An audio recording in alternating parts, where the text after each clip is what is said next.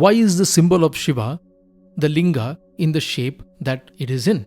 This is very important. Going back to the Shivapurana, this question too is answered. The same sages in the Vidyeshwara Samhita ask this question on the shape of the Linga to the Sage Romaharshana as well. So the sage narrates a well-known Puranic story where Brahma and Vishnu have a disagreement as to who is greater. Now Shiva manifests as an infinite column of fire, challenging them to measure either ends of this column. Mahavishnu takes on the form of a boar and dives towards the bottom to measure where the Linga ended.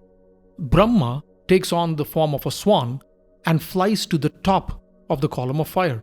But both Brahma and Vishnu fail to reach the ends of the column of fire.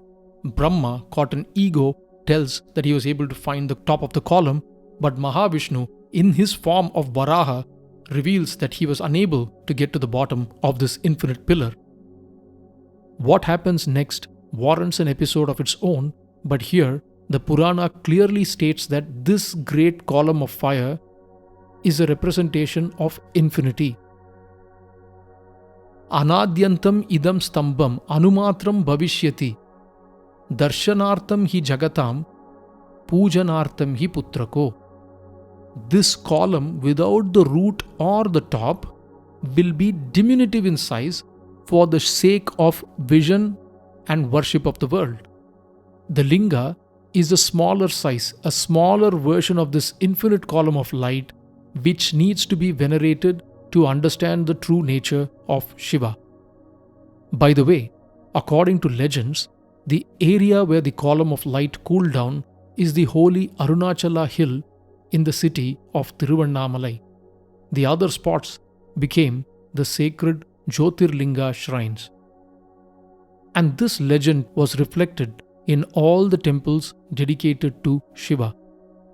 So the emblem of Shiva in the Nirguna form is the Linga, and the Linga is nothing but a compact representation of the infinite column of fire. You cannot make an infinite Linga, impossible, so this is a compact representation of the truth. So this is the narrative that is mentioned in the Shiva Purana, the Linga Purana, and in many other ancient texts. The Shiva Purana captures the essence of the Linga in just one line. Layana Lingam Yityuktam Tatraiva Nikilam Jagat. The Linga is Lord Shiva himself. Since the whole universe finally merges into it, it is called the Linga. So again, Shiva is that which animates everything in the universe, visible and invisible.